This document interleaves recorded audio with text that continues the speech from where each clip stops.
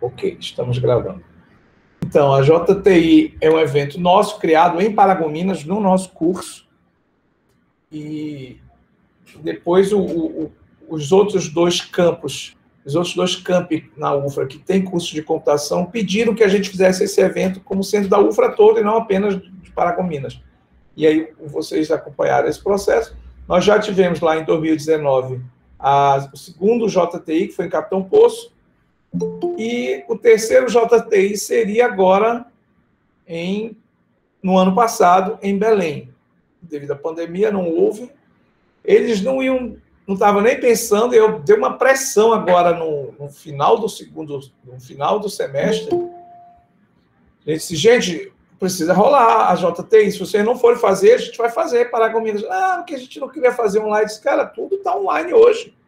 O que a gente não pode deixar é de realizar, porque é um evento que é anual e já não teve ano passado, a gente tem que realizar. E a gente botou uma pressão e aí pronto, acabou saindo. Nós estamos na organização também, mas na organização geral, quem está realmente à frente são os dois cursos de Belém, o curso de licenciatura em computação e o curso de sistemas de informação.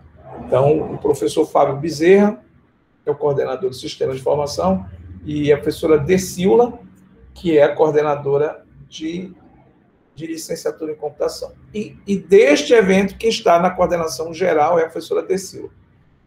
Então, a gente está no suporte, nós estamos participando, porém, são a gente deixou eles ficarem à vontade com a ênfase do evento que eles quiseram colocar. Então, como é muito do perfil do professor Fábio, a ênfase desse ano, vocês já viram que é uma temática puxando para o empreendedorismo, puxando para o mercado de trabalho, e o evento todo está norteado nesse sentido. Então, se vocês já tiveram a oportunidade de ver a programação, ela tem muito por aí. Inclusive, já tem um dia que a gente vai estar ouvindo alunos egressos, pessoal que já se formou em computação na UFRA e está no mercado de trabalho, e eles vão falar como foi a experiência deles de cursar e o que eles estão enfrentando lá fora. Então, é uma ênfase diferente, mas também totalmente válido, porque nós estamos inseridos aí no mercado de trabalho. Mais um ano e vocês mudam o status de vocês para egresso. Então, vocês vão ser já idosos. Hoje vocês são veteranos, serão idosos, ou seja, egressos já do curso, vão dar o vazare, a gente vai se livrar de vocês, nunca mais vamos nos encontrar na vida. Brincadeira. Mas vamos ter oportunidade de falar com de ouvir esses egressos, né? Os vovôs da TI, os anciãos.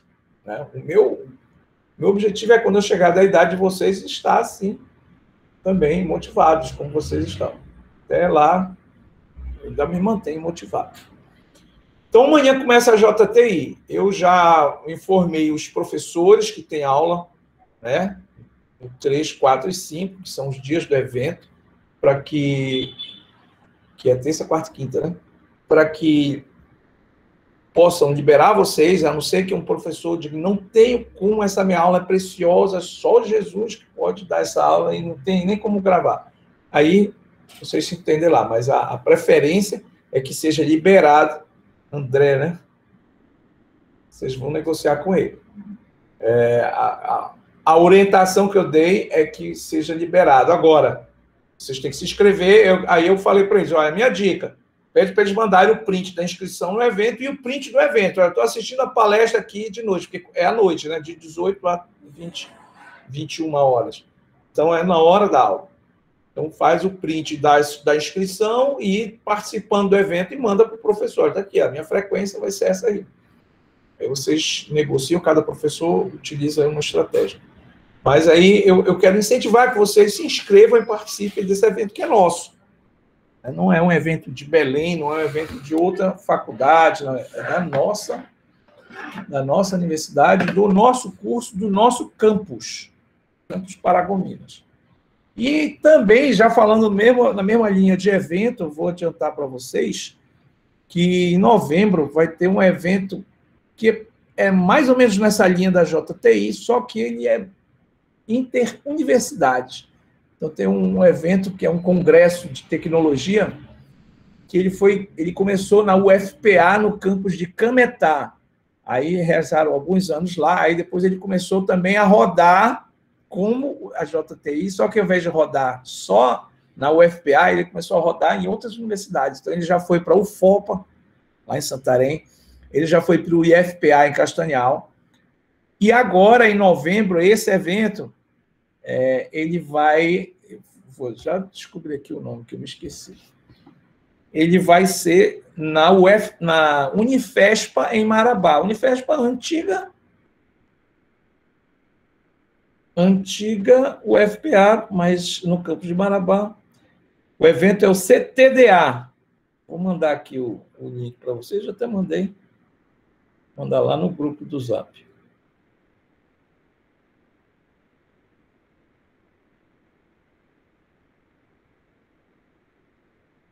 De 16 a 18 de novembro. O bacana é que esse é um evento também itinerante de tecnologia, mas ele roda entre várias universidades. E, agora bem, a gente está tentando trazer, eu fui convidado, eu vou dar a palestra de abertura nesse congresso, e eu vou dar um curso também, um curso de machine learning lá, de noções básicas de machine learning, teoria e prática.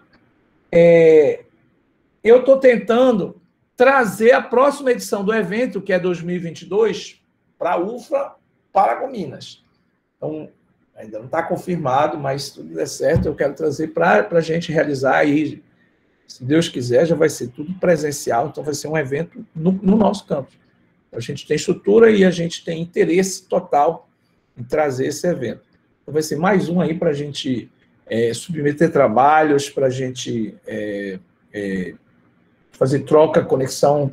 A gente vai conhecer professores, alunos, né, de outras instituições que são de computação do Pará todo.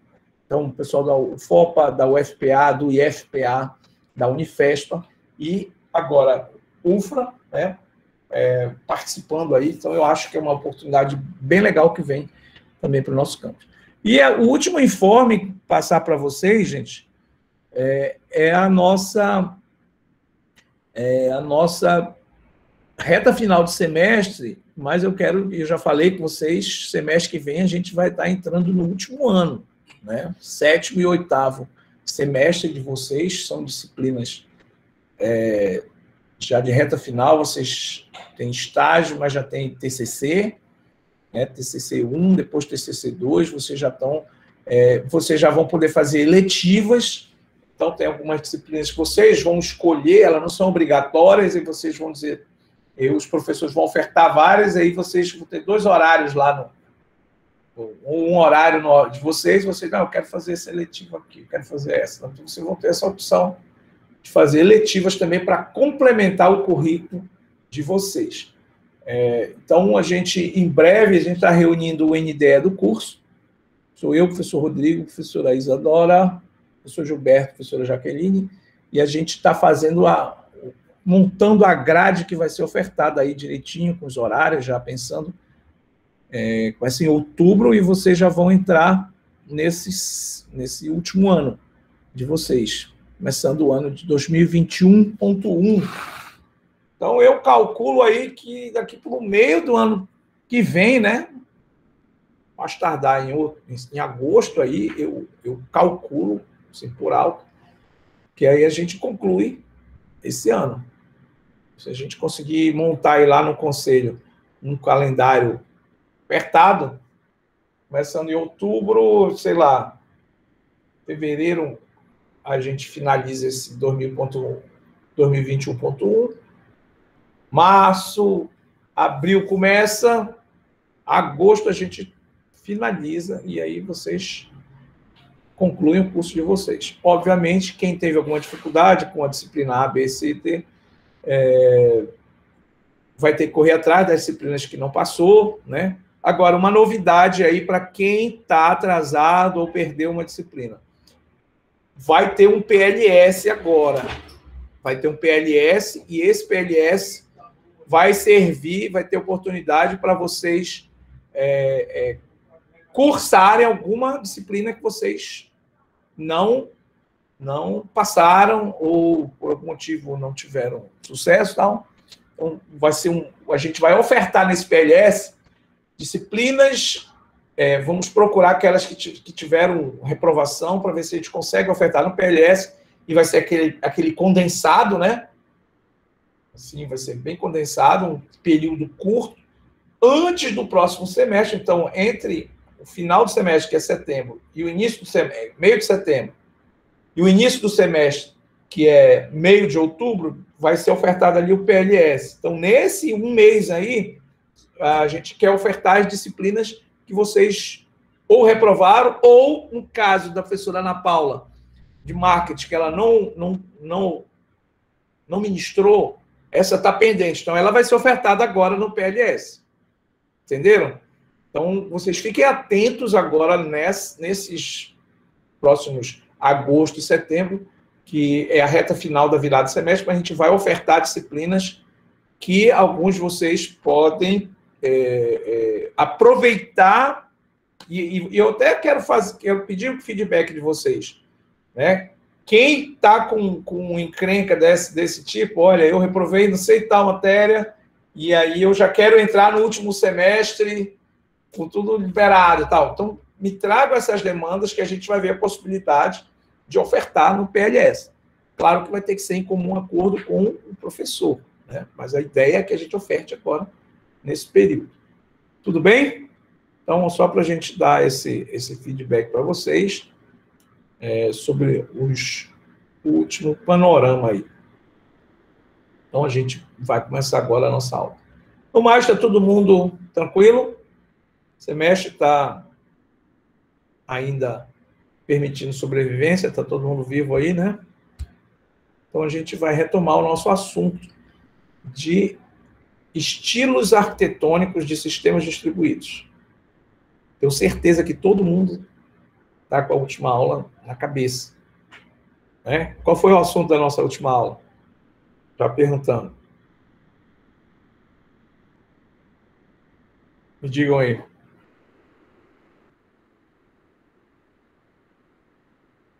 Deixa eu abrir o chat aqui.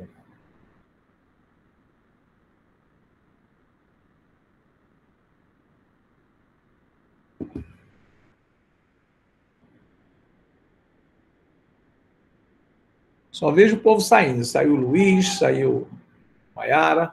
Tem alguém na sala ainda aí? Estão me escutando?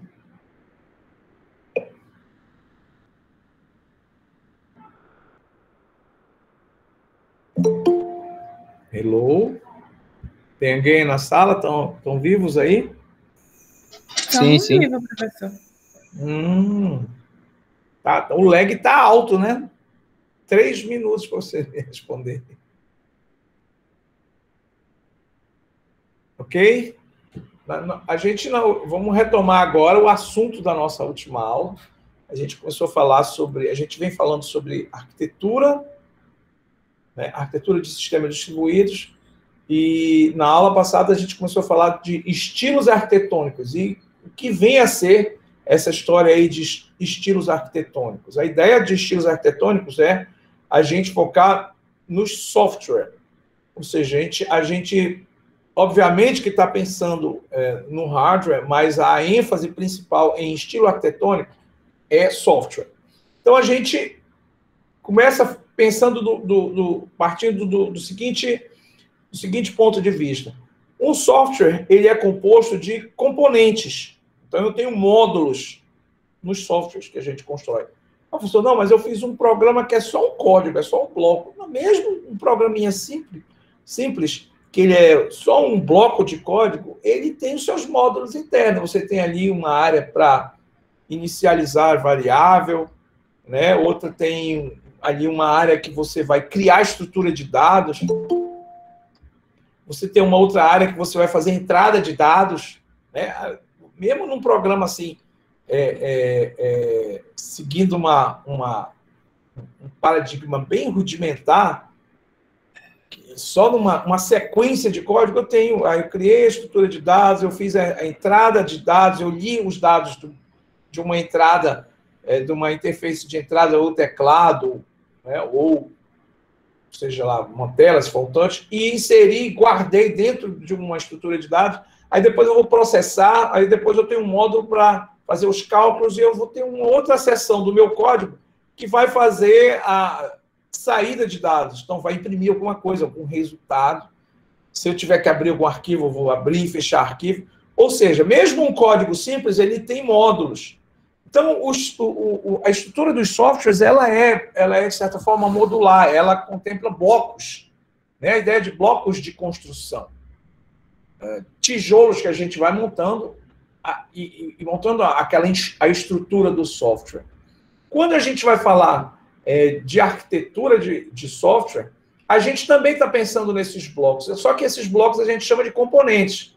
Então, eu tenho componentes de software. E se eu tiver no software local, desktop, eu tenho componentes. Se o meu software ele for um sistema distribuído, ele também é formado por componentes de software. Então, quando a gente está falando de arquitetura, a gente está pensando de estilos de arquitetura ou estilos arquitetônicos. A gente está pensando assim, eu tenho diversos componentes no software, né? Beleza. Como é que eles estão organizados entre si e como é que eles se comunicam, esses componentes, esses módulos, esses blocos? Lembrando que num sistema num sistema local, num sistema desktop, os componentes estão todos localmente no mesmo espaço físico, estão todos na minha máquina, estão todos aqui nesse computador. Num sistema distribuído, não. Como eu tenho o meu sistema, ele é geograficamente distribuído, ou seja, eu tenho as partes de hardware, eles estão separados, as partes de software também estão separadas. Então, eu tenho uma parte de software que está aqui, outra está em outra cidade, outra está no outro país. Essas partes que a gente chama de componentes, como é que elas se organizam? E como é a troca de mensagens, como é a comunicação entre essas partes? Então, dependendo, olha só, do arranjo entre os componentes, como eles se organizam, e do tipo de comunicação que eles fazem, eu tenho diferentes estilos de arquitetura de sistemas. Aqui falando já de sistemas distribuídos. Então, a gente começou na aula passada a falar do primeiro e do mais comum estilo arquitetônico em sistemas distribuídos, que é o estilo baseado em camadas. E o que aí é mais fácil para a gente, porque a gente está acostumado com a ideia das redes de computadores que foram criadas em cima dessa ideia de uma arquitetura em camadas, né? Então, ela é o mais comum, ela foi basicamente a primeira que surgiu para sistemas distribuídos, porque os primeiros sistemas distribuídos eles utilizaram a estrutura de redes para se organizar. E qual é a ideia do estilo de arquitetura baseada em camadas? Os componentes, como se organizam? Eles estão organizados de uma forma hierárquica. Essa é a parte principal, tá? Com relação a um estilo arquitetônico em camadas. Existe uma hierarquia entre os componentes. Uma outra característica do estilo arquitetônico em camadas é que cada componente se chama camada. Então, os meus componentes se chamam camadas e existe uma hierarquia. Ou seja, o que é uma hierarquia, gente? É quando eu tenho a ideia de que uma entidade aqui é superior à outra. Então, eu tenho algumas que são superiores e outras que são inferiores. Então, eu tenho as de cima e eu tenho as de baixo. Não superior e inferior do ponto de vista físico-geográfico, mas do ponto de vista como é que a gente pode colocar? Do ponto de vista hierárquico, mas do ponto de vista A ideia é assim, quanto mais próximo do usuário o componente de software, que é a camada, maior é a hierarquia dela. Então, ela está mais próxima do usuário, ela tem uma hierarquia maior. Então, é a visão do usuário que vai definir a questão da hierarquia. Tá? Quanto mais longe do usuário, menor é a hierarquia. Então, as camadas superiores, as camadas de nível mais alto numa arquitetura em camadas, elas são aquelas que estão mais próximas do usuário.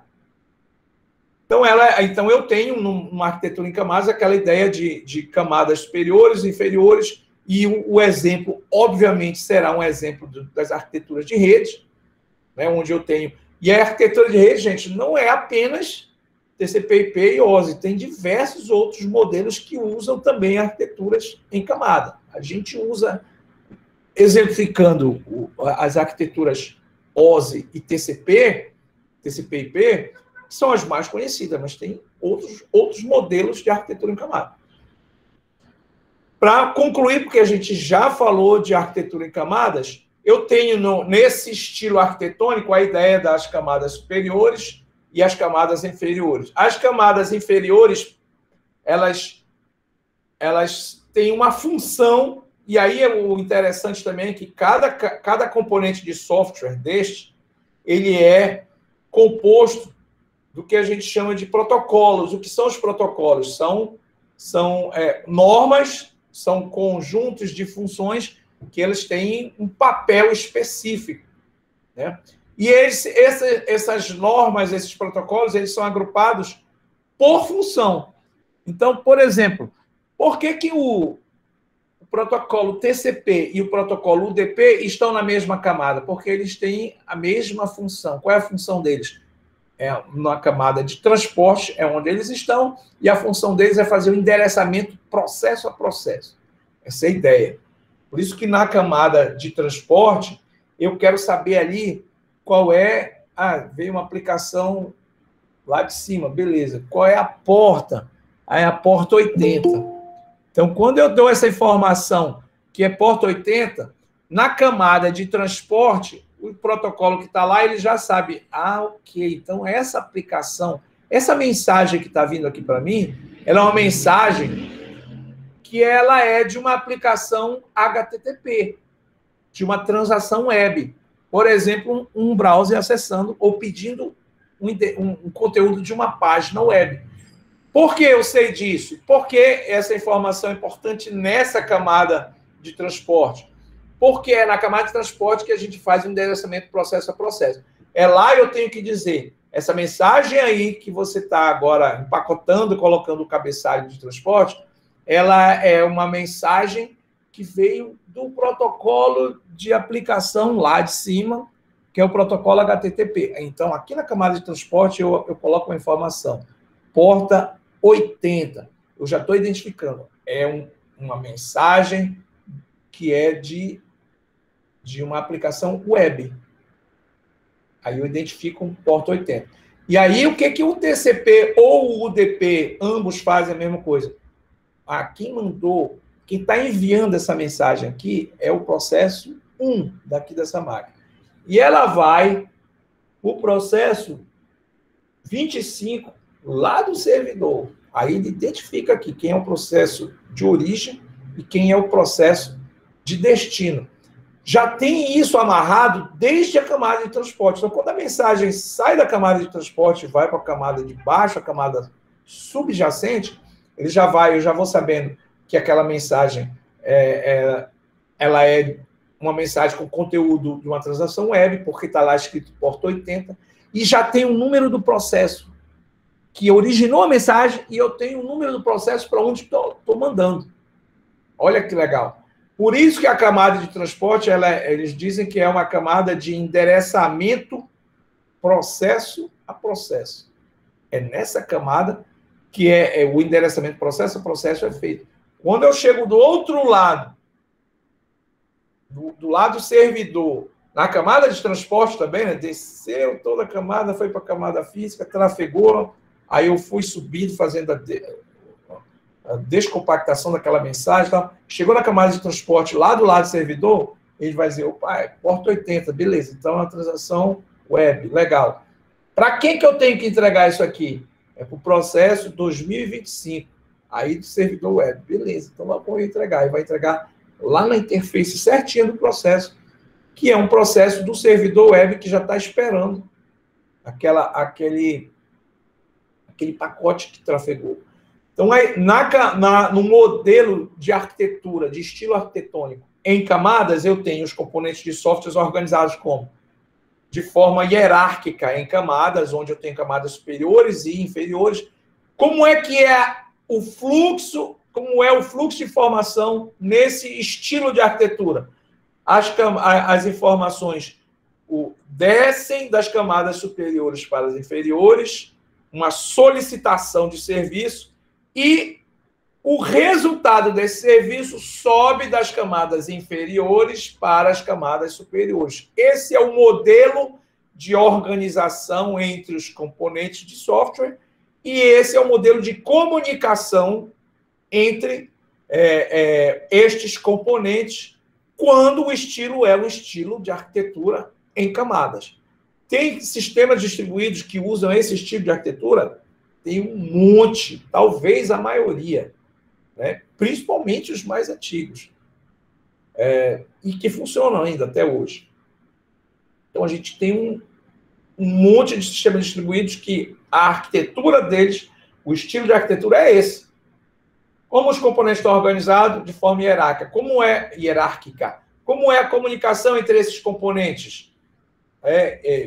A informação flui, o pedido de algum serviço das camadas superiores para as inferiores, e o resultado, a oferta desse serviço, ela flui das camadas inferiores para as camadas superiores. Esse é o jeitão, esse é o modelo, essa é a forma de funcionar de um estilo arquitetônico em camadas.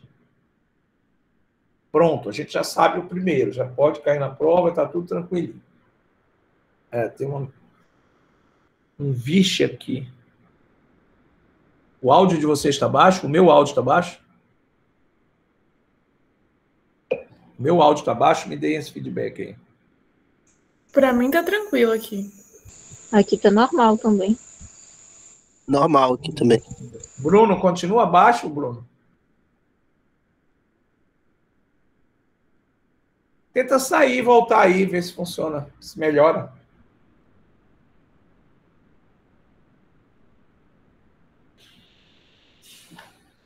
Só um minutinho.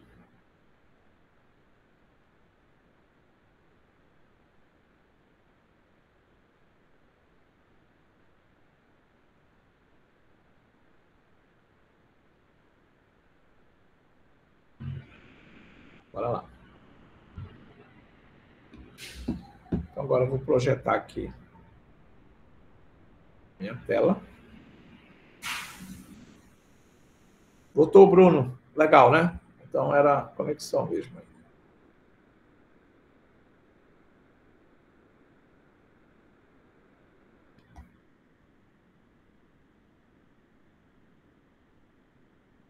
Só me confirme aí que está projetando direitinho. Assim. Beleza.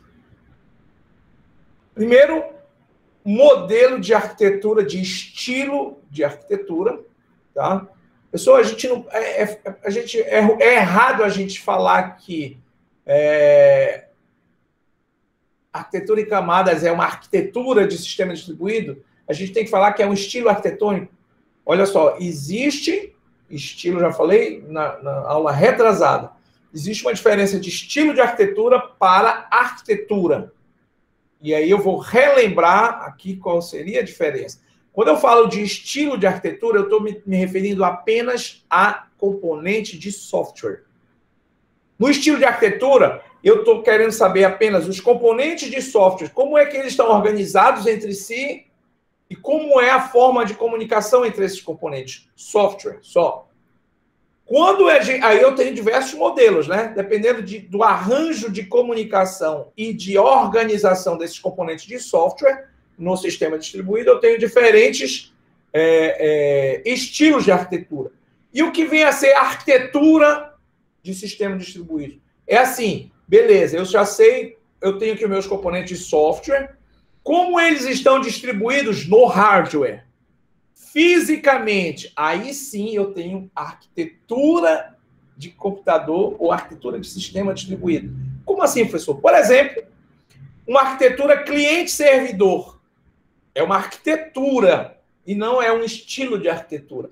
Porque na cliente-servidor, eu tenho meus componentes de software, eu tenho o software cliente, eu tenho o software servidor, mas aí eu vou alocar esses componentes no hardware. Então, eu vou ter o hardware cliente e eu vou ter o hardware servidor.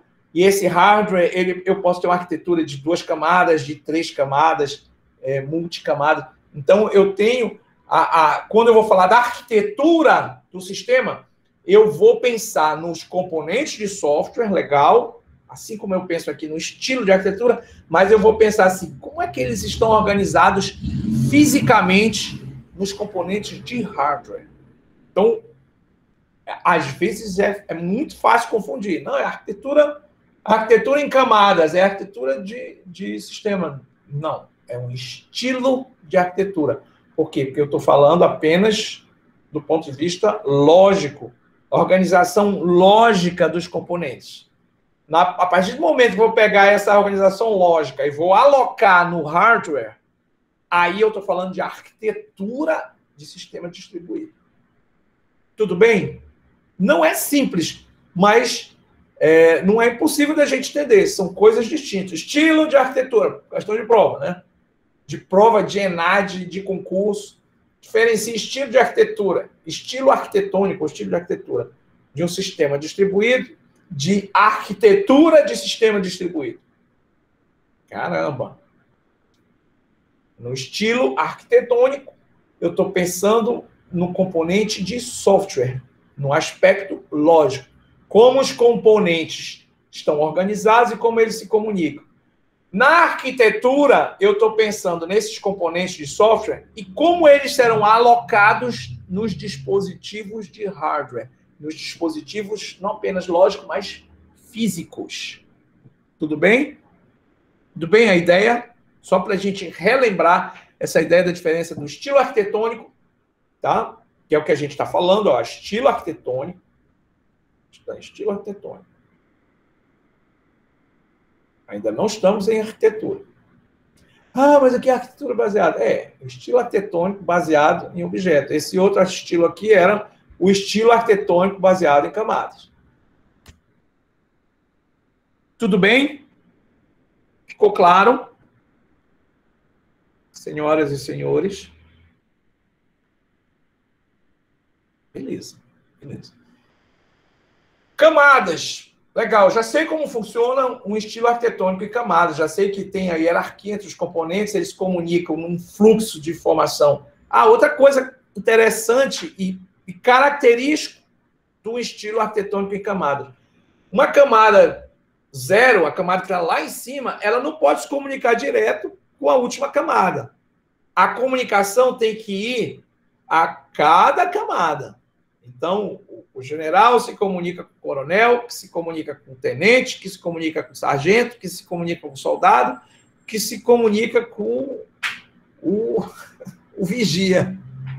O vigia faz o serviço, que é o serviço da inteligência das Forças Armadas, ele pinta o meio-fio, capina a grama, e aí ele responde também para o seu superior. Então, camada de cima, camada de cima. A comunicação não pode ser direta, é uma comunicação também hierárquica.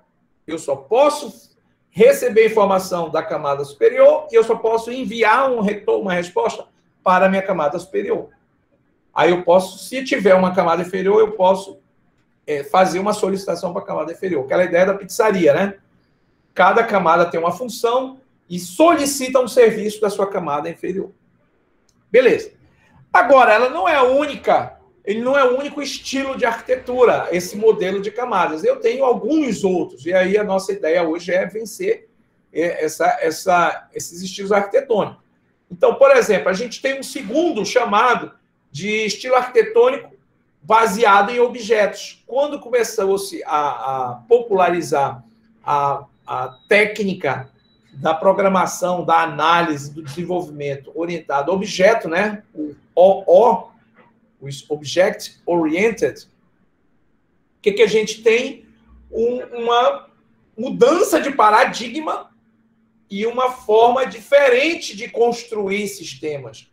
Então, a forma de organizar e conectar os meus componentes de software, ela vai sofrer também uma alteração. Não necessariamente eu vou ter que ter componentes que têm uma hierarquia entre si. Qual é a ideia aqui nos objetos? Os objetos vão ser os meus componentes, tá? Esses objetos componentes, como é que eles se comunicam? Como é que eles se conectam? Através de chamadas de procedimento. Lembra que a gente falou também nas aulas retrasadas que existem métodos, os componentes trocam mensagens entre si, e um dos mais comuns são as chamadas RPCs, Remote Procedure Call, chamadas de procedimento remoto. É uma mensagem que eu envio para um componente remoto. Então, quando eu estou fazendo uma comunicação entre camadas, eu uso isso. A forma normal de componentes comunicarem, a forma básica, a estrutura mais antiga que existe de comunicação entre componentes de software distribuídos, tá? É através de RPCs. É uma mensagem, eu vou enviar uma mensagem para o componente, eu sou o componente A, tá? E o Luciano é o componente B, eu vou mandar uma mensagem para ele. Essa mensagem é minha RPC, é uma chamada de procedimento remoto. Essa mensagem pode ser um zap que eu mando para o Luciano, se Luciano, faz o favor, roda a folha de pagamento do mês, que já deu o dia, tu já tem os dados, roda aí. Aí eu mandei a mensagem, mandei os dados com os pontos dos funcionários, né? E o Luciano recebeu aquela informação, beleza, vou pegar os dados que o professor mandou, vou rodar aqui. Blá, blá, blá, blá. Quando ele acabou de rodar, ele me manda uma mensagem, professor, está aí, ó, só o relatório já com a folha de pagamento, está tudo feito.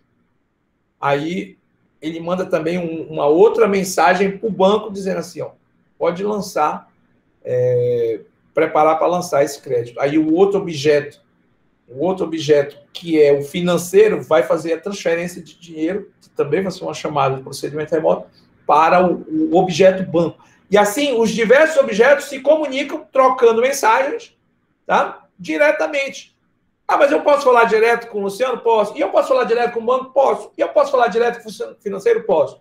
E o Luciano pode falar direto com o banco? Pode. Mas também falar direto comigo? Pode. Então, eu não tenho mais essa restrição aqui, ó, que é do modelo em camadas, onde eu só podia falar com a camada subjacente, e a camada subjacente só podia falar com a camada adjacente. Era uma restrição desse estilo arquitetônico aqui, que é o estilo em camada. Ah, mas ele é bom, professor, ele funciona. Funciona. Mas nem todos os sistemas foram construídos nesse modelo. Nós estamos falando já de uma outra gama, um monte de outros sistemas distribuídos que foram construídos com esse novo paradigma. Tá? Então, os objetos são os componentes e a troca de mensagens, como eles se conectam, como eles se falam entre si, através de chamadas de procedimento remoto.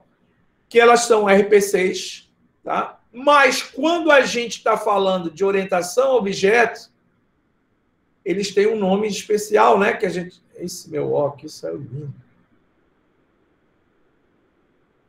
Que é RMI, se vocês lembram. Aqui era Remote Procedure Call, chamada de procedimento remoto. E quando eu tenho o paradigma da orientação a objeto, as mensagens que são trocadas são Remote Methods Invocation. Invocação de método remoto. Então, eu estou mandando uma mensagem para rodar algum código, invocar um método ali naquele outro objeto. Vamos só relembrar aqui a questão do objeto, né? A ideia do objeto, assim, bem básico, vocês já viram, professor Rodrigo, a ideia de orientação a objeto, o que é, qual é a diferença das outras paradigmas de desenvolvimento. Mas a ideia é que os objetos, eles possuem. Quem lembra aí quais são as características? O que é que eu tenho compondo o objeto? Quem lembra aí? Vou colocar inicial aqui, em português, tá?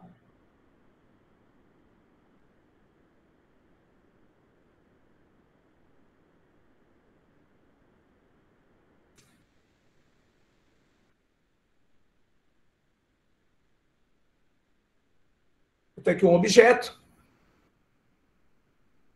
objeto A, tá? E cada objeto, né, ele tem atributos e ele tem métodos. O que são os atributos? São as características dele, né? Digamos que esse objeto fosse um carro. Então, aqui os atributos podem ser o modelo, marca, o ano de fabricação, a cor, sei lá, acessórios que ele possa ter. Então, tem os atributos. Então, são características desse objeto. E eu também tenho os métodos associados a esse objeto. O que são os métodos, se vocês lembram, né? Os métodos são possíveis ações que eu posso executar com relação a esse objeto. Então, se esse aqui for o objeto carro, eu posso, por exemplo, comprar carro, vender carro, eu posso ter um método aí de consultar o preço do carro, eu posso ter um método de, sei lá, emprestar o carro, alugar o carro, enfim. Então, os métodos são as ações que eu posso executar em cima desse objeto. Aí eu tenho outros conceitos aqui, por trás de vários outros conceitos. Tem o conceito de classes, onde eu tenho vários objetos que têm os mesmos atributos. Aí eu digo que eu tenho uma classe de objetos. Tá? Beleza. Mas vejam, eu falei isso aqui, gente, para a gente olhar para esse elemento que todos os objetos têm, que são os métodos. Então, eu posso, estando fora, eu posso, sendo outro objeto, o objeto B, mandar uma mensagem para cá e invocar, esse é o termo, esse izinho aqui, vem de invocar, de acionar, de pedir para ele executar algum método aqui. Então, quando um outro objeto pede para executar um método desse objeto, a gente tem exatamente esse termo aqui, ó.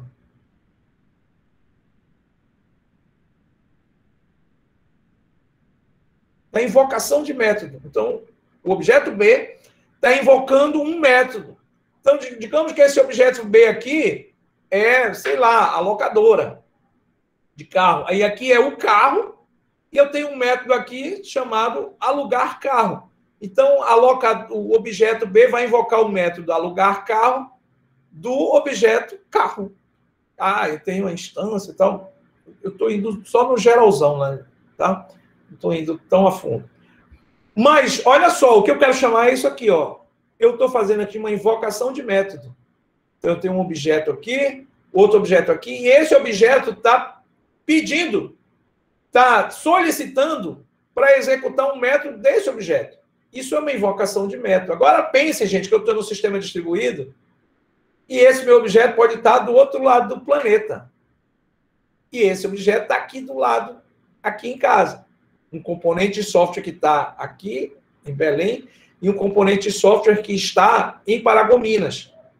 E eles se comunicam através de RPCs, que quando eu tenho orientação objeto, eles se chamam RMI, Remote Methods Invocation, ou seja, invocação de método remoto.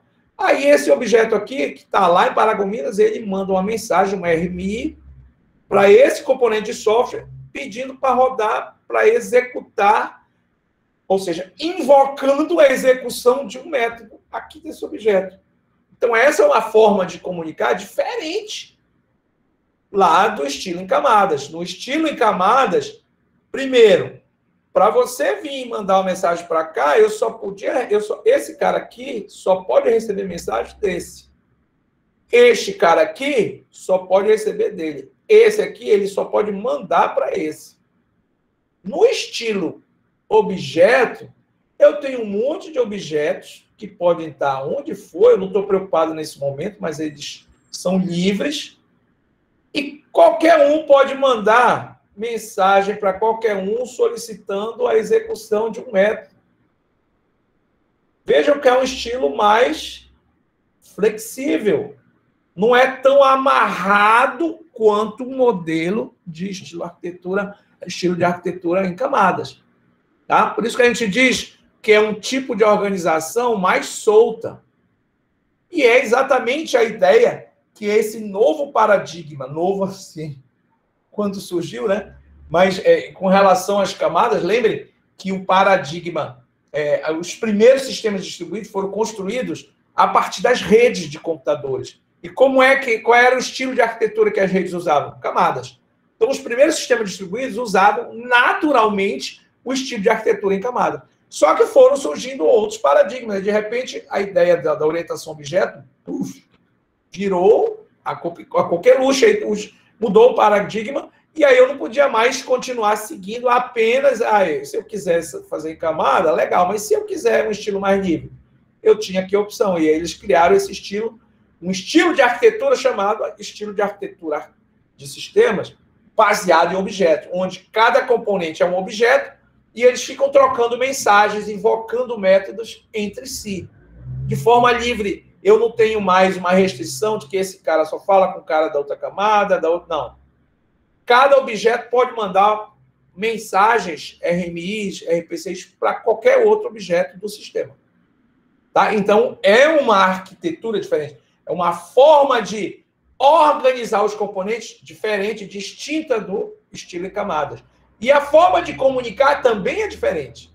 Não existe aquela restrição da camada, da hierarquia, do general, que só fala com o coronel, que só fala com o tenente, até chegar no soldado raso. Mesma coisa, de baixo para cima.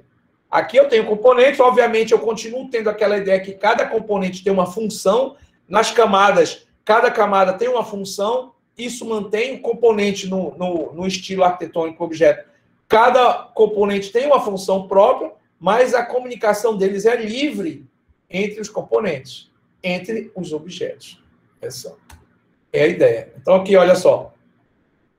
Eu tenho um monte de objeto, esse objeto aqui, objeto 2, objeto 3, objeto 4, objeto 5. Não existe uma ordem hierárquica entre esses componentes. Cada um se comunica com o que precisar. Eles continuam tendo funções. Cada objeto desse tem uma função específica no sistema distribuído. Mas eles se comunicam livremente, de forma mais dinâmica, sem ter uma amarração de que essa camada só fala com essa, que só fala com essa, que só fala com essa. Não. É mais livre. E aí, olha só, eu me comunico e eu também posso fazer uma invocação de método. Esse objeto aqui solicita para executar um método desse outro objeto aqui. Então, é o que a gente chama de chamada de método. Aí aqui eu vou dar uma RMI. Remote Method Invocation. Invocação de método remoto. Remote. A arte de escrever sem mouse, gente. Foi uma reengenharia que eu ainda não me acostumei. Mas um dia eu chego lá.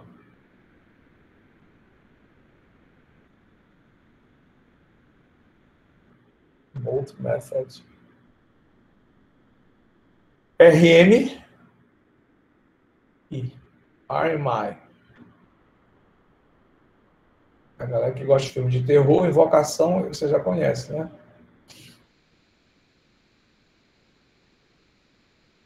Invocar. Como é o nome do filme de terror? Invocação, não sei o quê.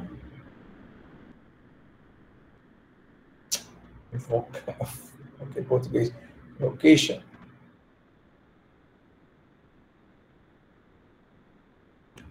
Remote Method Invocation. Invocação de método remoto. Está aqui, ó. Um objeto invocando o método do outro objeto. Tá? E aqui eu tenho ideia também de um estado comum, onde eu vou guardando o estado. E aqui eu tenho diversos métodos. E assim fica mais fácil a organização. Dentro do meu sistema. O meu sistema aqui estão os objetos. E eu tenho uma outra área onde eu vou ter os métodos que são compartilhados, o estado deles, e uma interface para acessar esses métodos aí. Tá? Então, nas arquiteturas em camadas e baseadas em objetos, essas duas aí, as duas primeiras que a gente viu, olha aqui, em camadas e agora em objetos, são os estilos mais importantes para sistemas de software de grande porte. Ah, professor, é um sistema distribuído, é um sistema de larga escala, ou ele vai estar organizado em camadas, ou ele vai estar organizado em objetos. Ou, muitas vezes, tá, em um modelo híbrido, onde uma parte do sistema está em camada, uma parte do sistema distribuído está organizado em objetos. São os únicos? Não. Mas os sistemas grandes de larga escala, a maioria deles usam estilo baseado em camadas ou usam estilo baseado em objetos. Tudo bem até aqui? Estamos vivos por aí? Por aqui, professor.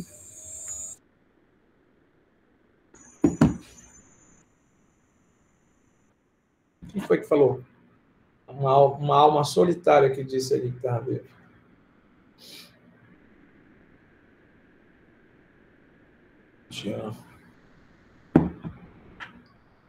Quem foi que disse que estava vivo aí? Dos 20 participantes.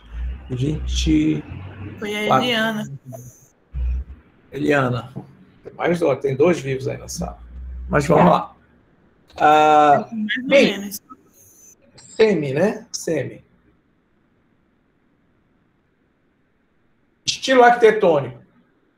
Componentes de software, né, os módulos do meu sistema, como eles estão organizados e como é a comunicação entre esses componentes. Primeiro estilo em camadas. Segundo estilo baseado em objetos.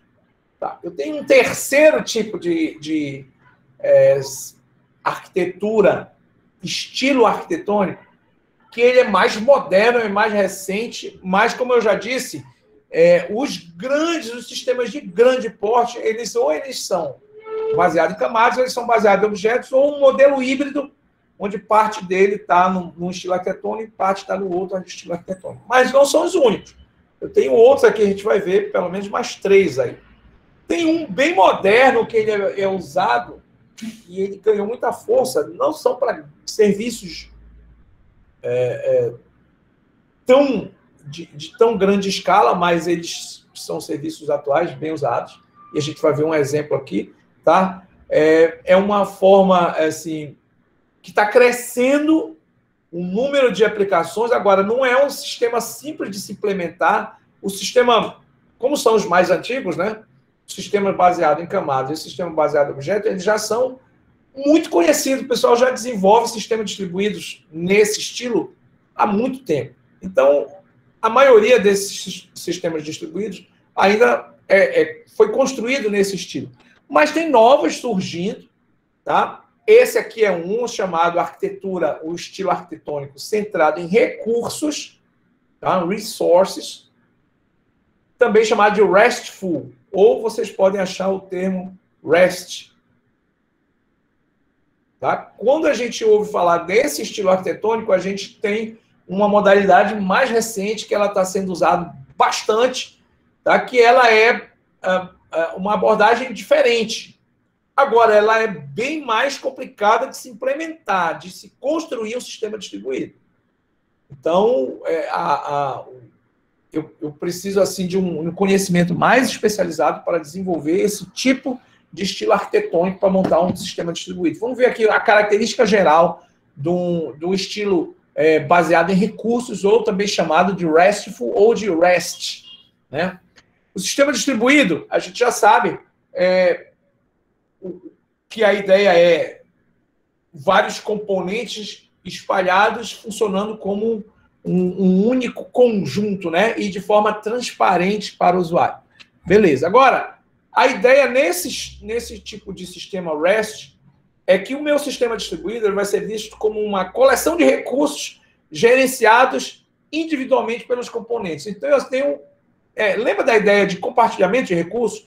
Desde a ideia numa rede onde eu tinha uma impressora, né? Eu tenho uma impressora, eu tenho 20 máquinas, e todo mundo vai poder usar essa impressora. Então, pense nessa impressora como um recurso. Ela é um recurso que eu posso usar e eu compartilhei. E aí, as 20 máquinas, os 20 softwares que estão alocados naquelas máquinas, elas têm acesso porque este recurso da impressão foi compartilhado. Então, eu posso ter diversos tipos de recurso de hardware para armazenamento, né? Um storage, um disco para eu armazenar, um FTP para eu botar meus arquivos, um Google Drive para eu colocar ali a minha informação. É um serviço de armazenamento, é um recurso. Que recurso? Espaço em disco.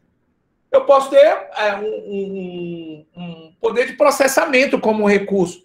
Eu tenho computadores na nuvem em que eu posso acessar esses computadores. Tá? Eu uso lá o Google Colab para fazer algumas práticas de machine learning. A gente está usando a memória do Google, a gente está usando o espaço em disco do Google, a gente está usando o computador do Google, a gente está usando a CPU do Google, a gente pode setar para usar a GPU do Google e rodar nossos programinhas lá, usando os recursos do Google Colab. Que recurso eu estou usando? Espaço em disco para armazenar, a memória RAM dele para processar, o processador deles, né? Eu estou usando a interface gráfica deles, eu estou usando as ferramentas de gerenciamento de versões, onde eu não tenho que me preocupar qual é a versão do TensorFlow, do Keras, do Python. Ele atualiza automático, ele faz esse gerenciamento. Então, o gerenciamento de versões, ele faz todinho para mim. É um recurso que eu estou utilizando. Então, essa é uma ideia que está ganhando força nos sistemas distribuídos atuais. Então, o sistema distribuído ele passa a ser visto como uma coleção de recursos gerenciados individualmente. Cada recurso eu gerencio. Então, vejam no Google Colab, eu estou usando ali que recurso? Espaço em disco, memória RAM, os interpretadores das linguagens, como o Python, o processador deles, vários recursos. Então, eles são individualmente gerenciados, esses recursos. Essa é a ideia de uma arquitetura, de um estilo arquitetônico RESTful, ou baseado em recursos. O meu sistema distribuído ele é enxergado como um conjunto de recursos. Os recursos podem ser adicionados, removidos, recuperados. Daí vem a ideia do gerenciado. Ó. Adicionar novos recursos, remover os recursos que eu não quero mais, recuperar um recurso que deu problema, modificar, eu vou alterar. Né? E aí, como é que eu faço isso? De forma remota. Porque eu estou no sistema distribuído. Então, eu tenho aqui um componente que está administrando à distância recursos. Que estão os recursos. São componentes, né? São recursos do meu sistema. E aqui eu tenho um componente à distância administrando, adicionando novos componentes, removendo novos componentes, recuperando, dando manutenção, modificando, alterando. Né? A forma com que eu vou fazer esse gerenciamento é através de aplicações à distância. Então, eu tenho um componente de software enviando mensagens, que a gente sabe que tem vários tipos, mas a ideia sempre vai ser a mesma, de RPCs, mensagens de procedimento remoto. Uma mensagem que vai rodar, que vai executar alguma coisa no outro componente, lá longe. Lá, não sei aonde. No outro setor do meu sistema. Essa é a ideia. Tá? Aí algumas características aí sobre essa administração. Geralmente se tem um esquema de organização que eu tenho um nome próprio, chama esquema de nomeação. Como vai ser esse gerenciamento remoto? Então, eu posso usar, por exemplo, o JSON, posso usar o XML, a linguagem XML, tá? Como a implementação dessa administração de recursos. Então, eu posso usar o JSON. Então, eu tenho uma forma de fazer essa minha administração remota dos recursos. Geralmente, eu tenho um esquema de nomeação. Geralmente, esses meus recursos vão estar representados em formatos, em sintaxes próprias, JSON ou XML. Outra característica, todos os serviços oferecem a mesma interface. Então, eu tenho... é memória que eu tenho. O recurso é memória. O recurso é processador. O recurso é espaço em disco, o recurso é o interpretador do Python, o recurso é o gerenciamento das versões Python, do TensorFlow, do Keras, das bibliotecas. A interface vai ser uma só. Tá? A forma de fazer a invocação para a administração desse recurso é uma só. Então, a gente diz que é uma interface uniforme. Tá? Um comando que vai ser executado. São recursos diferentes, mas o comando vai ser o mesmo. Eu vou trocar só os parâmetros. Aí eu quero que mexa, eu quero administrar agora a CPU. Eu não quero rodar em CPU, eu quero rodar em GPU, porque eu quero usar o recurso de paralelismo, porque eu vou usar um código TensorFlow. Então, eu quero que rode mais rápido. Então, eu vou setar aí para usar, ao invés, lá no Google Colab, ao invés da CPU, eu quero que o meu notebook rode usando a GPU. Vai ser mais rápido para isso. Mas aí eu só vou trocar o parâmetro, mas o comando é o mesmo. A interface é a mesma para a administração desses recursos. As mensagens enviadas para um serviço ou recebidas do serviço são autocontidas ou autodescritas. Então, essa troca, ida e volta das mensagens para os serviços, para os recursos e retornando dos serviços e recursos, elas são autodescritas. Elas são mensagens padrão, igual nos protocolos. Tá? Nos protocolos, gente, mesma ideia dos protocolos lá numa pilha TCP/IP, eu tenho o protocolo HTTP. Quando o HTTP cliente quer mandar uma mensagem para o HTTP servidor, então aqui, quando o meu Google Chrome quer pedir uma página para o servidor web Apache, existe já uma definição, tem um tipo de mensagem pronto, se chama HTTP Request. Uma requisição HTTP. E tem todos os campos. Aqui tu põe a URL, tu põe o que é que você quer, aonde é que está o site, qual é a página que você quer, bota toda a informação aqui. Beleza. E como é que chega lá no servidor? E aí eu tenho a página e o servidor Apache quer devolver a página. Ele vai mandar também uma mensagem já toda pronta, já está toda descrita, ela é autodescrita. Ela vai mandar uma mensagem chamada HTTP Response. Aqui esse R é de request, esse R aqui é de response.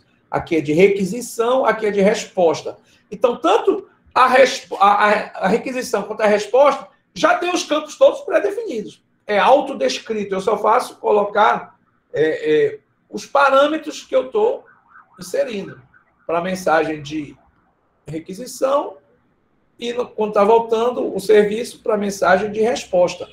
Então, as mensagens enviadas para um serviço como essa aqui, elas já são autodescritas e, quando volta de lá, também são autodescritas. São mensagens pré-prontas, eu só vou alterar os valores e eu envio. Essa é a ideia. Estamos falando do funcionamento desse tipo de estilo. É um estilo diferente. Eu não estou trabalhando com objetos, eu não estou trabalhando com camadas, eu estou trabalhando com coleção de recursos e um componente de software que fica administrando à distância esses recursos. Adiciona recurso, tira recurso, aloca recurso. Tá?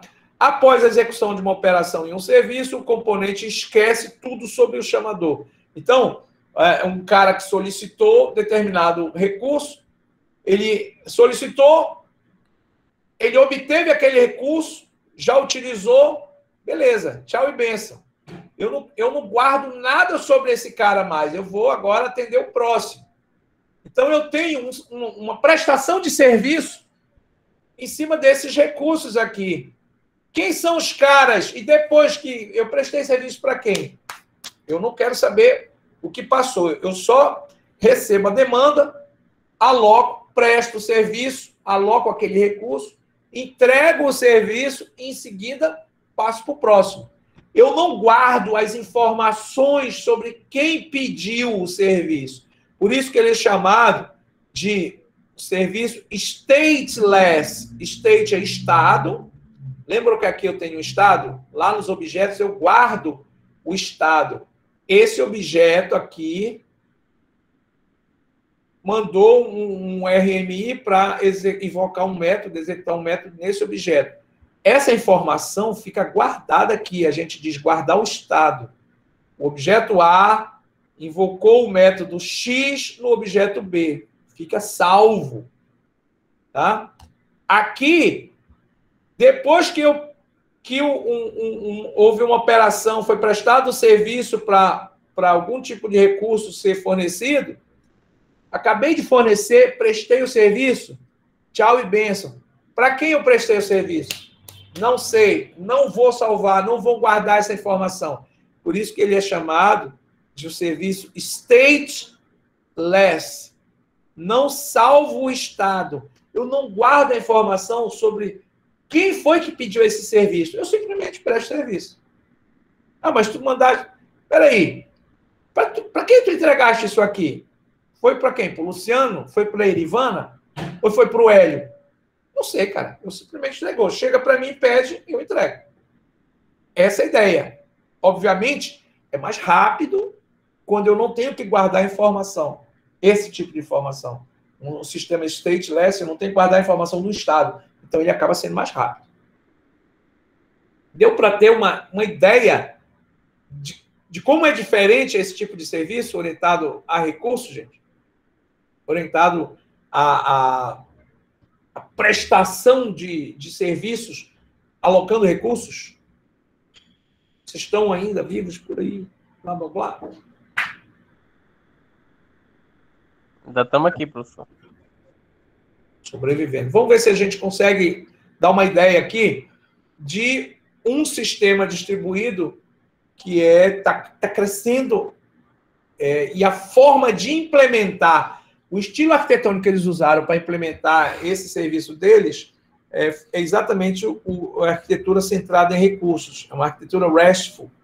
É o sistema de armazenamento da Amazon. Não sei se vocês já ouviram falar, já conhecem, sabem do que se trata, já falei algumas vezes aqui, tá? Alguém tem uma noção aí? Ah, eu nunca ouvi falar, coloca aqui, ó, Amazon.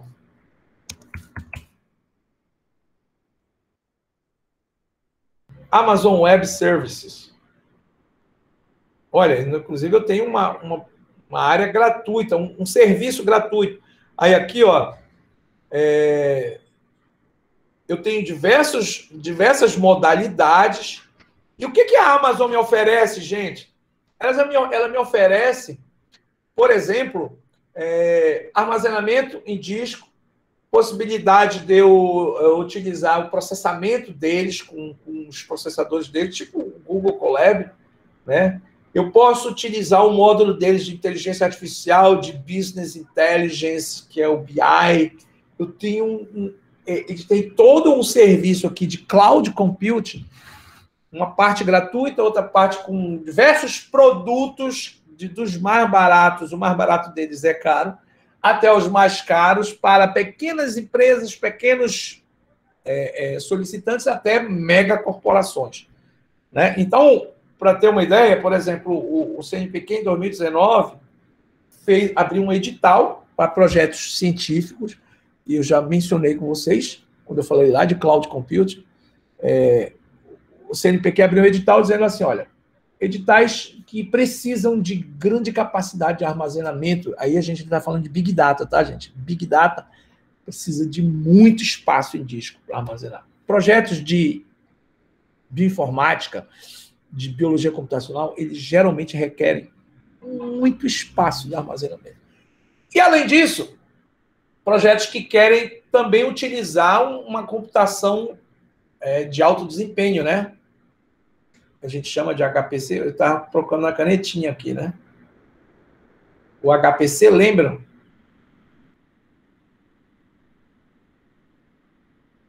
Lembram o que é HPC? High Performance Computing, computação de alto desempenho. A computação de alto desempenho não é aquele negócio do meu chip A7, né? Meu chip A7.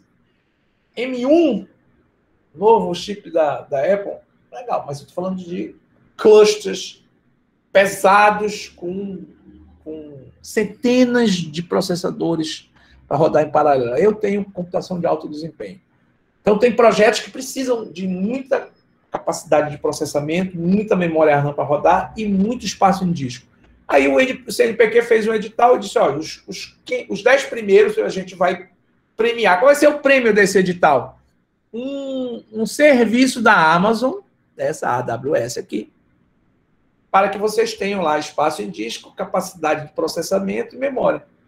E aí, um projeto que eu participei com o professor Rommel, que é da UFPE, foi contemplado, e eu e o Rommel fazemos parte da equipe que faz a interface computacional. Então, a gente teve que fazer curso para entender como é que funciona o modelo da AWS, para a gente saber qual é o melhor modelo para adequar ao projeto lá, que é fazer o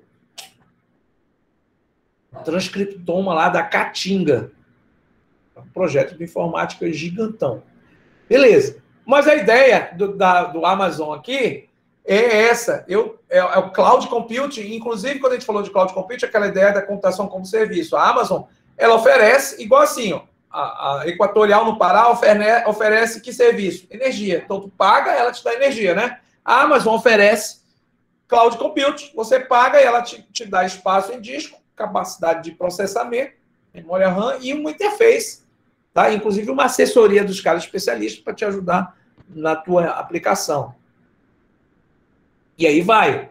Então, o serviço de armazenamento deles, que é um serviço prestado, não é assim, é como os servidores deles armazenam. Não. É um serviço que eles prestam de armazenamento. Então, é um drive da vida, né? Um Google Drive, só que é um Google Drive customizado para a aplicação do cara.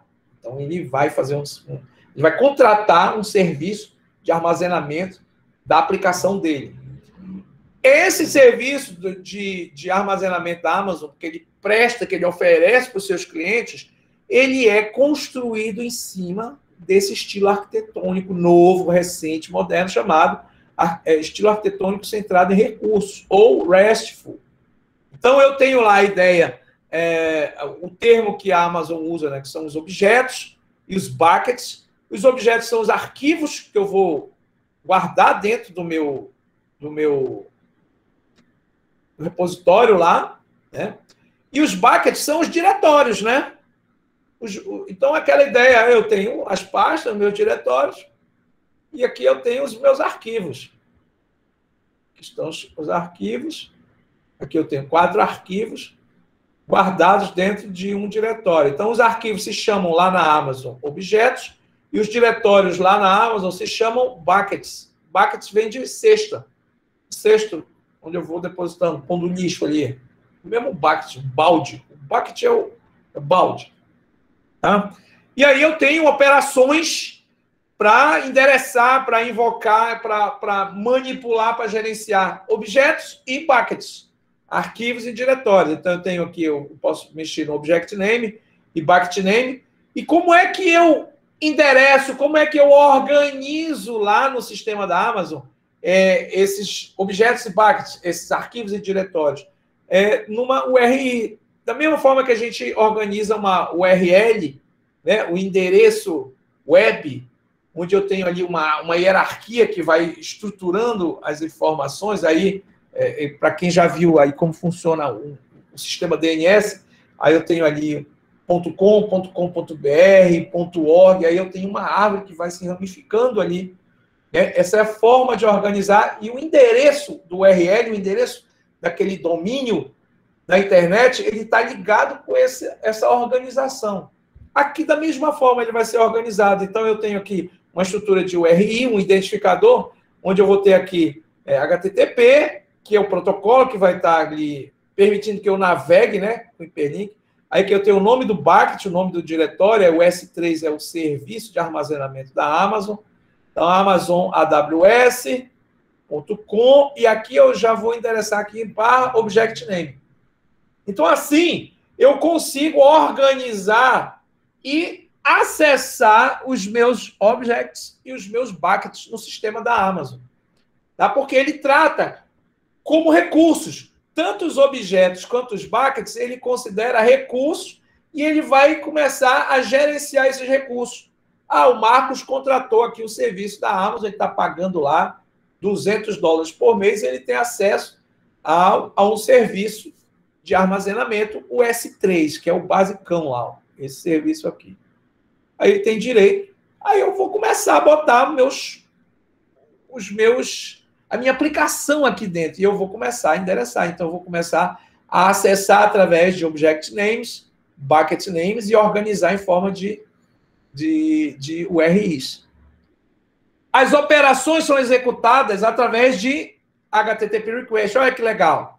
Ele usa o protocolo HTTP com as suas mensagens prontas, HTTP request e HTTP response. Lembra que a gente falou aqui? Olha, as mensagens elas são autocontidas, autodescritas.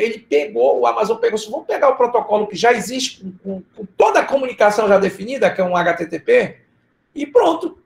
Aí ele usa exatamente as regras do protocolo HTTP para enviar mensagem, receber mensagem. Então, como é que ele manda mensagem? Ele usa uma mensagem HTTP request. Como é que recebe a mensagem de volta? A mensagem de retorno é uma HTTP response. HTTP response.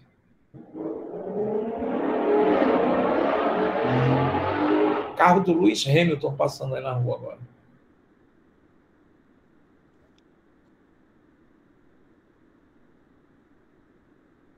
Então, os caras foram muito espertos.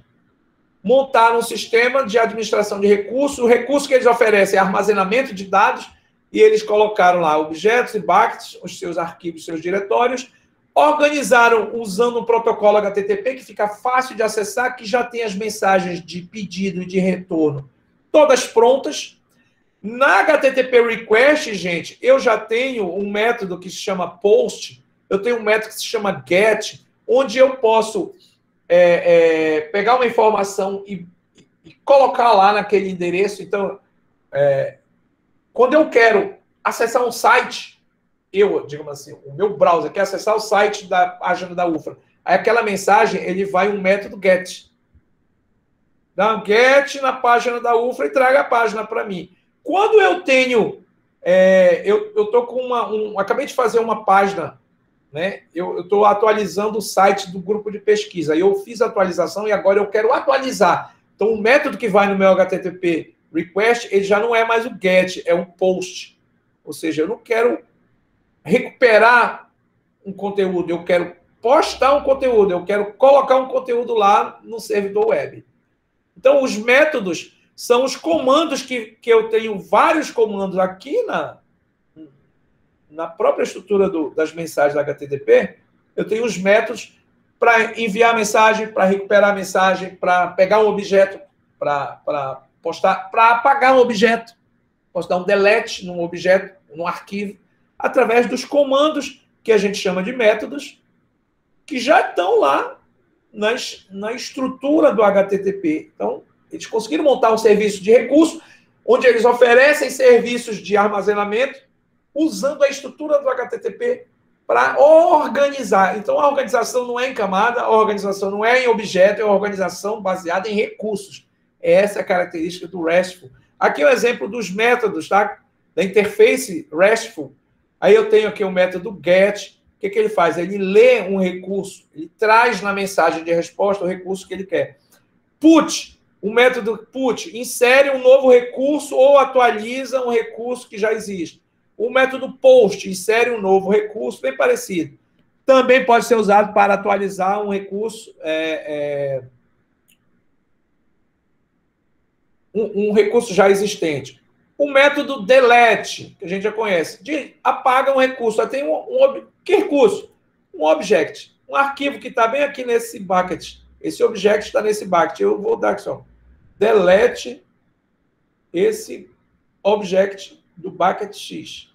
Pronto, eu estou apagando o arquivo que está armazenado no meu diretório lá. Aí eu tenho o método options, que vai listar as operações possíveis de um recurso. O que eu posso fazer com esse recurso? Você pode apagar, você pode modificar, você pode atualizar esse recurso. E eu tenho aqui o head de cabeçalho, né? Eu não quero o conteúdo, eu quero apenas a descrição. Ou seja, Eles pegaram exatamente os métodos que a gente já tem no protocolo HTTP para implementar o sistema de armazenamento deles, e eles prestam esse serviço. Então, a estrutura, o estilo de arquitetura do Amazon para armazenamento, para prestar esse serviço de armazenar dados aqui no AWS, tá? Soluções. Vamos ver se eu acho o S3 aqui. Documentação, aprende os produtos. Amazon EC2. S3 está aqui, ó. Produto S3. Armazenamento de objetos construído para armazenar e recuperar qualquer volume de dados em qualquer local. Não sei se vocês estão enxergando aí, eu vou aumentar um pouquinho. O Amazon Simple Storage Service, é isso que vem a ser o S3, né? É um serviço de armazenamento de objetos que oferece escalabilidade. Estamos já acabando a aula, gente. Sei que já deu a hora, mas a gente vai já finalizar. Peço a paciência de vocês para esse finalzinho. Serviço de armazenamento de objetos que oferece escalabilidade, disponibilidade de dados, segurança, performance líder no setor, blá, blá, blá, blá. Ou seja, eles oferecem um serviço, que é o serviço de armazenamento. A forma de implementar com recursos. Quais são os recursos que eles oferecem? Objetos hospedados em buckets. São arquivos hospedados em diretórios, né? Como é a forma de organização e comunicação? Eles usam toda a estrutura do protocolo HTTP. As trocas de mensagens são entre mensagens HTTP request e o retorno é uma mensagem HTTP response que já está descrito no protocolo lá na RFC que descreve o protocolo HTTP. E aí eles têm acesso a usar todos os métodos do HTTP para manipular esses recursos. Os recursos são os arquivos que estão nos diretórios, né? Objects e os buckets, e aí eles usam os métodos para colocar novos objetos, inserir novos arquivos, deletar arquivos, ou seja, toda aquela manipulação de arquivos é utilizando as mensagens HTTP que já tem métodos para inserir, excluir, atualizar, ou seja, uma sacada genial. E aí não é um modelo de estilo arquitetônico baseado em camada e muito menos em objeto. É uma forma diferente, baseada, que a gente chama em recurso. Esse é o estilo arquitetônico RESTful, cada vez mais usado. O meu sistema distribuído é como se fosse uma coleção de recursos e eu tenho algum método, algum mecanismo para eu administrar remotamente esses recursos. No caso do RESTful, da Amazon, nesse sistema de arquivos deles, no S3, qual é o método? Eles usam o HTTP, como troca de mensagens HTTP de request e de response, onde eu mando arquivos, recebo arquivos, apago arquivos, insiro arquivos, ou seja, já tem a comunicação pronta. Eles usaram o modelo HTTP, que é fantástico, né, para implementar um serviço de prestação de serviço, de uma arquitetura baseada em recursos. Os recursos são armazenamentos, no caso deles, armazenamento de arquivos em diretórios. E show! Essa é a ideia. Então, esse sistema da Amazon, né, é super interessante. Os usuários gostam dessa abordagem RESTful, porque a interface para o serviço é muito simples, é a interface que a gente já usa no HTTP. Eu tenho um método e um recurso. Então, olha como é que é. Eu ponho aqui, numa mensagem HTTP, o nome do bucket, o serviço que é o S3, Amazon, e eu digo aqui o objeto.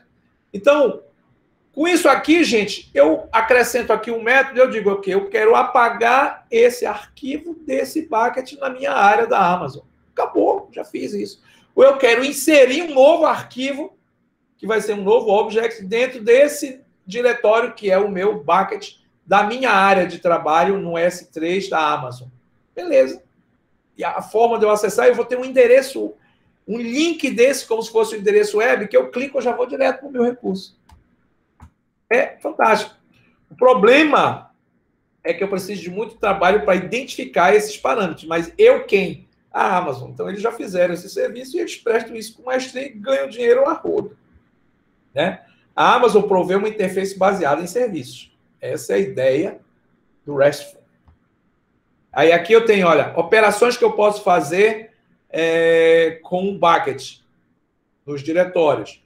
List all my buckets, create bucket, delete bucket, list bucket, get bucket access control policy.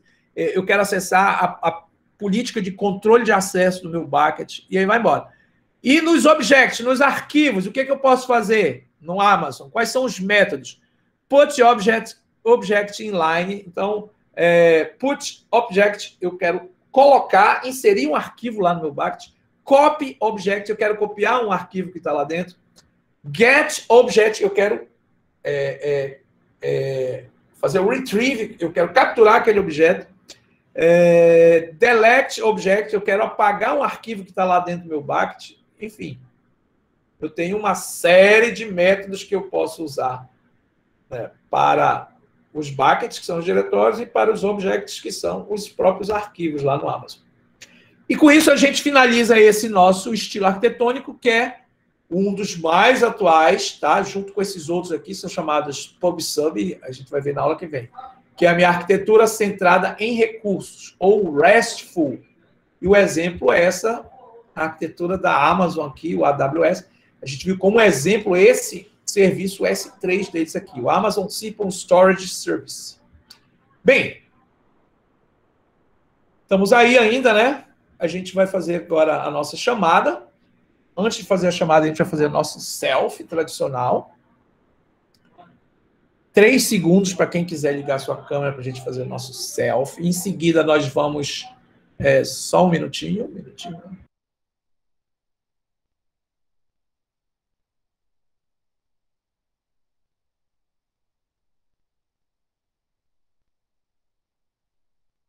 Estou gritando para o povo lá fora fazer silêncio, que eu estou em aula. Clássica. Vamos fazer a nossa selfie? Uhum. Normal, padrão. Eu sorrindo, porque só eu estou com a câmera.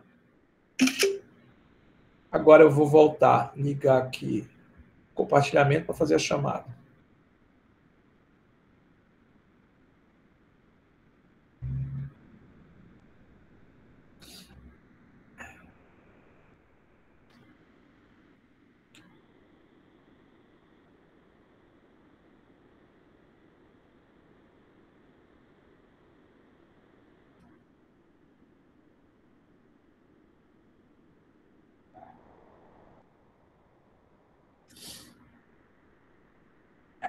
Dia 26. Todos estavam presentes, só eu que não. Estava doente, essa aula será reposta. Dia 2, hoje. Amanda? Presente, professor. Agora vem com tudo. Antônio Carlos? Presente. Antônio Marcos? Presente, professor.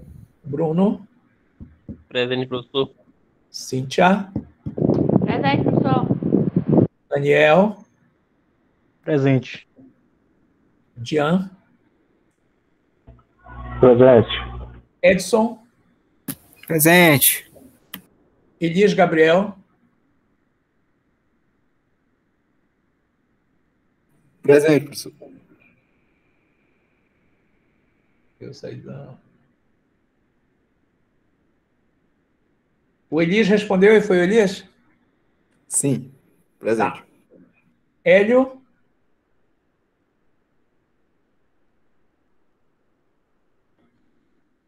Elivana já deu presente aqui. Em advance. O Hélio tá aí, gente? Eu achei que eu tinha visto ele mais cedo.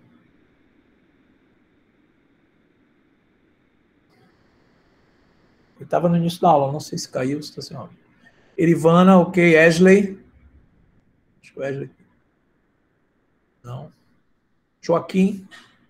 Vi o Joaquim já aí. Cassimiro? Cassimiro tá aí?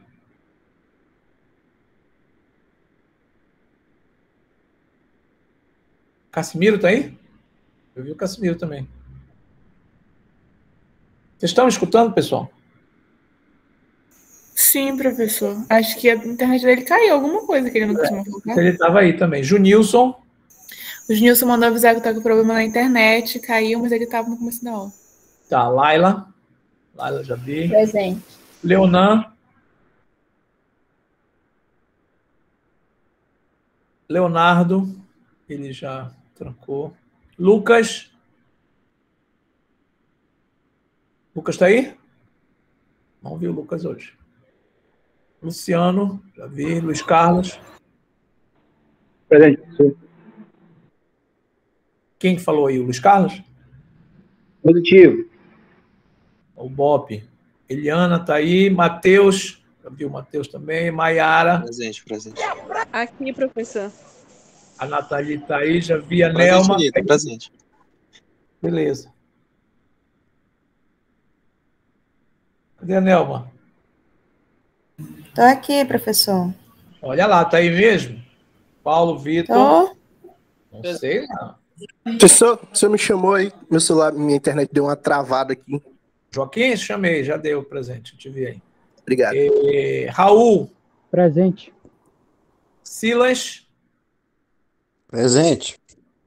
Thalita. Presente. Perfeito. Ok, gente, por hoje finalizamos aqui. Convido, por último, aqui todos a participarem da JTI, que começa amanhã. Então, converse com os professores de vocês, tá, para que eles liberem. Deem o print, se inscrevam, mande o print pro professor e mande o print já da programação, e assim vocês vão se respaldar de que realmente participaram. Tá legal? A gente se vê na JTI aí, dia 3, 4 e 5. Terça, quarta e quinta. Espera o nosso curso em peso lá, na participação no evento. Forte abraço para todos. Ótima semana. Professor, Diga. eu posso falar com você? Vou ficar um instantinho aí. Posso? Fico sim. Pode sim. Uhum. Os demais, forte abraço. Tchau, tchau. Boa noite.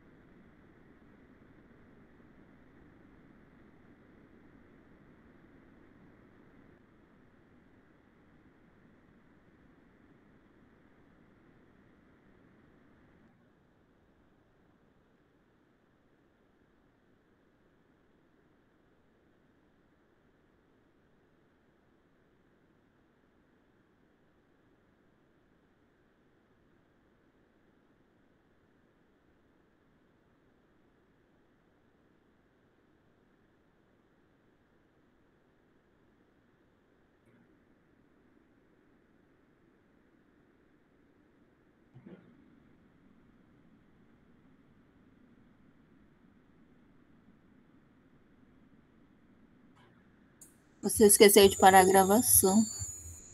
Então, vamos lá. Não sei se Casimiro tá ouvindo. Deixa eu só interromper a gravação aqui.